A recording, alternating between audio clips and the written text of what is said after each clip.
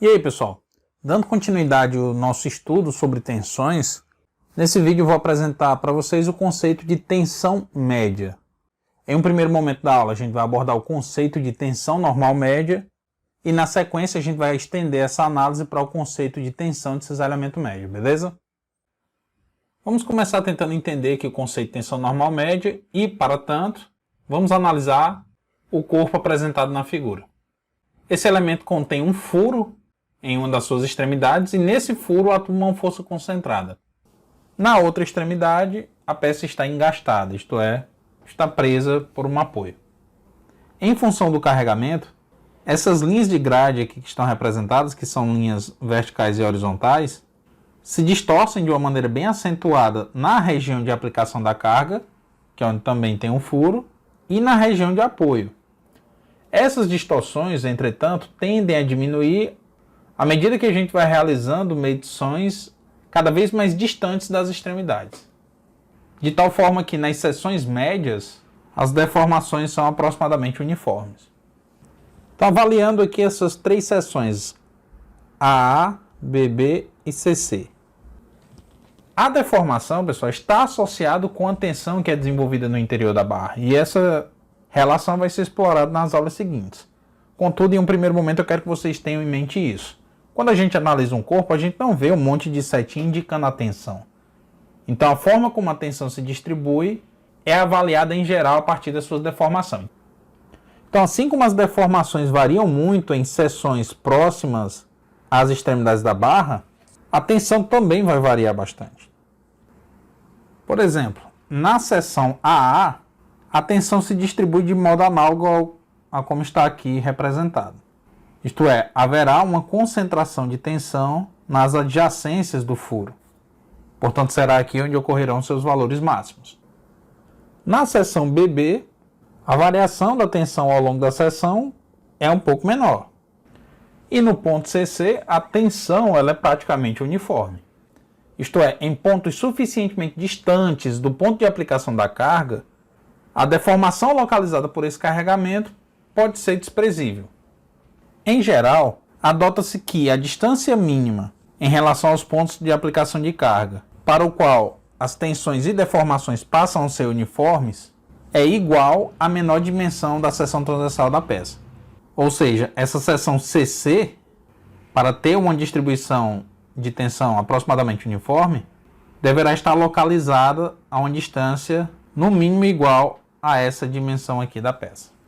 Essa regra, pessoal, é baseada em investigações experimentais, contudo, em alguns casos é possível validar matematicamente. Esse comportamento todo é denominado princípio de Saint-Venant.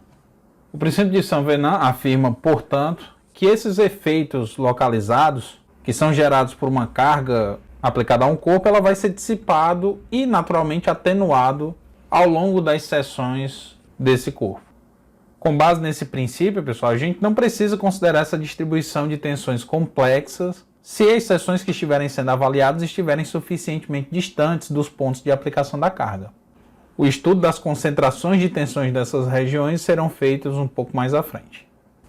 No projeto de diversos elementos estruturais usuais na construção civil, como por exemplo as barras de uma treliça, a gente usa muito esse conceito de tensão normal média. Bem, para entender como é obtida a tensão normal média, vamos imaginar a seguinte situação. Imaginem uma barra prismática, e entenda como barra prismática aquela cuja seção não varia ao longo do seu comprimento. Então, em qualquer ponto que eu cortar a minha peça, a área da seção transversal será a mesma. Constituída por um material homogêneo e isotrópico, em todo o seu volume, submetidas a forças concentradas aplicadas em suas extremidades e no centro geométrico da seção transversal. Para simplificar, a gente vai adotar também como hipótese que a barra vai permanecer reta antes e depois da aplicação da carga, e que a seção vai permanecer plana após a deformação, ou seja, a gente vai desconsiderar aquelas deformações complexas nos pontos de aplicação da carga. Se nós secionarmos o corpo em um ponto, nós teremos a seguinte distribuição de tensão uniforme. Cada areazinha da seção transversal, de valor dA, estará submetida a uma força dF igual a sigma vezes dA. Essa força DF é resultante da tensão sigma que é distribuída nessa área. A soma dessas forças que agem em toda a área da seção transversal, isto é, o somatório de DF, deve ser equivalente à força resultante interna na seção, isto é, DF tem que ser igual à força normal interna N, que para esse exemplo que eu estou mostrando é igual a P. Ou seja, para que o equilíbrio dessa parte da peça seja assegurado, N tem que ser igual a P. Logo, P, que é a força interna resultante, tem que ser igual ao somatório das forças que atuam na seção da barra, isto é, igual à integral de DF, que é igual à integral da tensão na área vezes dA. Como sigma é constante, ele sai da integral, e aí P fica igual a sigma vezes a integral de dA na área, que é igual à própria área da seção transversal. Portanto, a tensão normal média será igual à força normal interna resultante, que para esse exemplo de uma barra aplicada a duas forças opostas em suas extremidades é igual a P, dividido pela área da seção transversal. Essa força normal P deve passar através do centroide da seção considerada para que a distribuição da tensão seja uniforme. Graficamente, pessoal, a gente chega à conclusão de que a força resultante interna nada mais é do que o volume sobre o diagrama de tensão. Ou seja, se a gente avaliar que a distribuição de tensão é um cubo, a força resultante, a força normal resultante, que nesse caso a gente está chamando de P, é igual a tensão vezes a área, sendo a tensão a altura e a área da seção transversal, nesse caso retangular, seria A vezes B. Beleza? Bem, pessoal, agora a gente vai estender a análise que foi feita para a barra carregada axialmente para poder obter a tensão de cisalhamento média. Para tanto, vamos considerar a situação ilustrada aqui. Nós temos um corpo apoiado em duas outras placas e submetido a uma força concentrada F. Se os apoios forem rígidos e a força F for de elevada intensidade, e é claro, essa distância seja pequena, para que o efeito da flexão seja diminuto, nós teremos uma ruptura por cisalhamento, que é uma ruptura caracterizada pelo deslizamento de uma seção em relação à outra. Essa ruptura irá ocorrer quando as forças internas desenvolvidas nas seções delimitadas pelos pontos A, B e CD superarem a tensão de cisalhamento que esse material resiste. Ou seja, quando essa força F for aplicada, nesses planos aqui desenhados, surgirá um conjunto de forças que irão se opor ao movimento produzido pela força F. Esse conjunto de força vai agir na direção paralela ao plano e por essa razão ele representa uma tensão de cisalhamento. Esse conjunto de forças internas, ou seja, essa tensão, também pode ser representada a partir da sua resultante, que também é chamada de força cortante.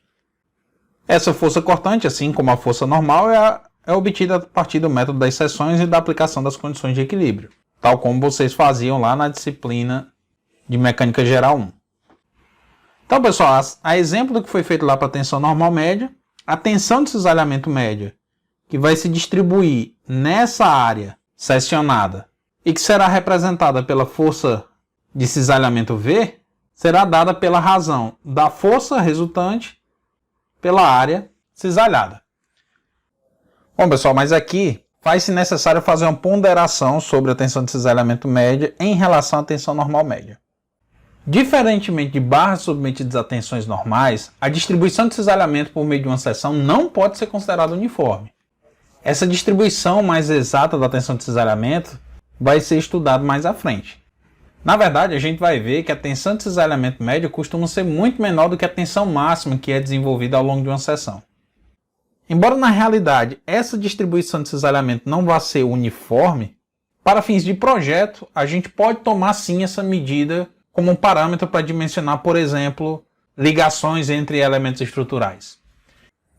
Bom, na próxima aula a gente vai aplicar esses conceitos na resolução de alguns problemas, beleza?